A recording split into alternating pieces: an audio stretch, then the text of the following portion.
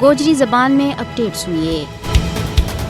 मोदी वाली बीजेपी हुकूमत भारत ना अकलीतां दे पाक करन के ऊपर डटी हुई है। बीजेपी की हुकूमत बनने के बाद मुसलमान सिखा और नीची जात का हिंदुओं पर जुल्म में कई गुना बाद हो गया है। इस जुल्म दे भारत को सेकुलर चेहरा दुनिया के सामने बेनकाब हो गया है। भारत में मजहबी तशद्दुद इस वक्त अरूज पर है। मोदी का भारत में मुसलमान सिखा और दूजी अकलीता ना सख्त मुश्किलात को सामना है। उन्होंने जान दे मार तो जा रही है। भारत में सिख जिम्मेदारा के नाल भी गैर इंसानी सलूक किया जा रही है। इस तरह का कारनामा दे मोदी की असलियत दुनिया के सामने खुल के आ गई है। भारत में सिख जिम्मेदारा की तहरीक न भी गलत रंग देने की कोशिश की जा रही है। इस एहतजाज न एक शैतानी रंग में दुनिया के सामने पेश किया जा रही है। 1984 में अमृतसर में गोल्डन टेम्पल पर भारतीय फौज का हमला के बाद सिखा के खिलाफ जुल्म तशद्दुद में भी मुझ ज्यादा बाद हो गया है। इसने से किसी भी सूरत में भुला नहीं सकता। बीजेपी हुकूमत मुसलमाना और सिखा न दीवार के नाल लाउन की नाकाम कोशिश कर रही है। भारत में अकलीता के खिलाफ RSS का नजरिया नाफज करने की कोशिश में मसरूफ है।